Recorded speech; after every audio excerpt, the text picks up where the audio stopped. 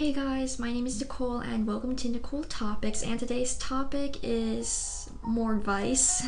In my last video, it was basically about middle school and like what to expect to it, and during that video I briefly talked about like a portion of like private school. So in this video I'm gonna go more in depth of what to expect when you go to private school for the first time. Before I start, I think it's fair that I give you guys a little bit of backstory of where I got this information from. So from 6th to 8th grade, I was in a private school, and before that I was in public, and right now I'm in public. During those 3 years, I feel like I've gathered enough information to give you guys like some tea. And I was also there to witness like the private high school process, and I even have some friends that attend a private school still, so I will share you guys 6 things. Yeah, let's just get started.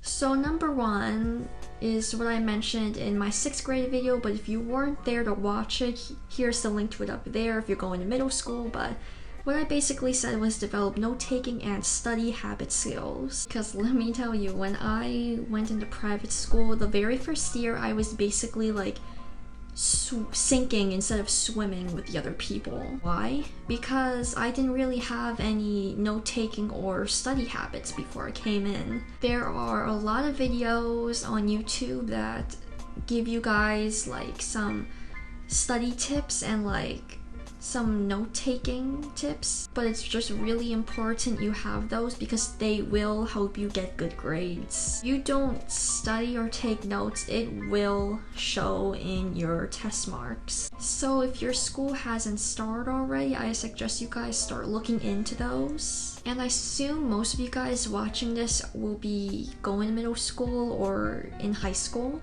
And since you're older, that means, especially in private school, teachers gonna hold higher expectations on you. I mean, I guess since you're new, they'll be more forgiving, like if you get a bad test mark, because you're still like experimenting a little bit with what works for you for study and note-taking wise.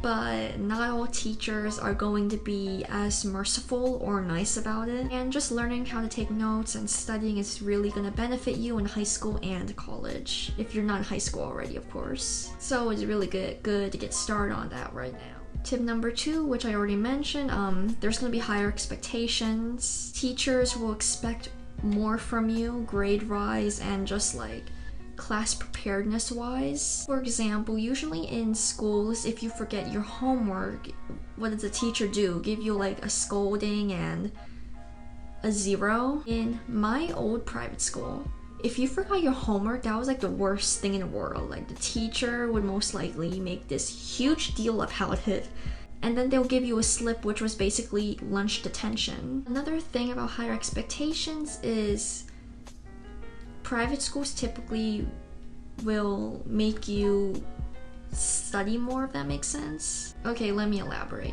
So, private schools are not like public schools, like they're not owned by like the government.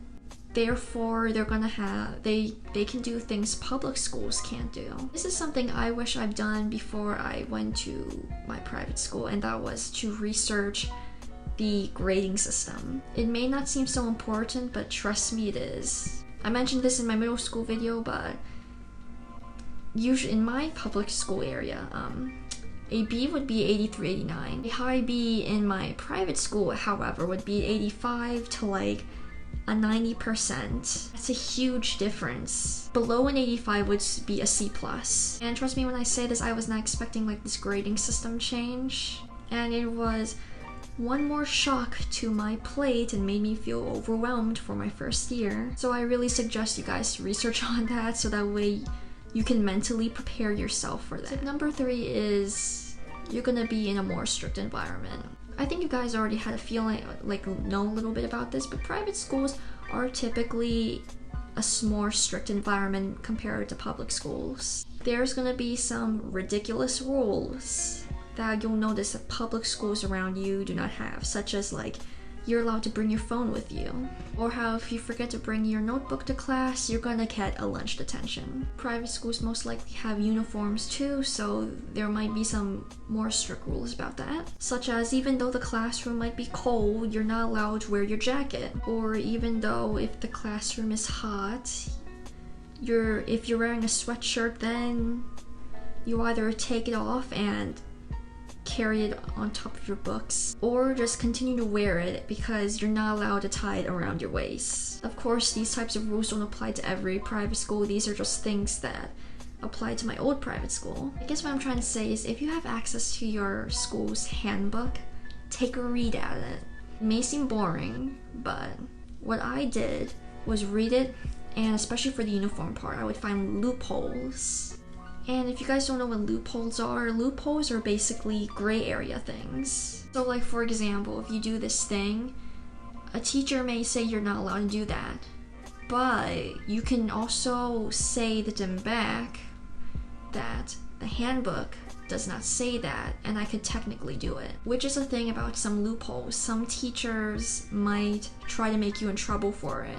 So if you're gonna do a loophole for whatever thing in the handbook you find, just brace yourself that some teachers might not be okay with it or something like that, and that it's still a risky move, but at the same time you can't really get in trouble for it because it's a loophole. Tip number 4 is the other kids. I blame this on the movies, but for some reason private school kids have the stereotype of being snobby or nerdy or preppy, and maybe even geeky. When in reality, most private school kids are not really that different from public school kids. If anything, they just don't break the boundaries as much. I mean, I'm not gonna lie, stereotypes come from somewhere, and there's still gonna be like the nerdy kids and the snobby kids, but I mean, let's face it, public school has those too.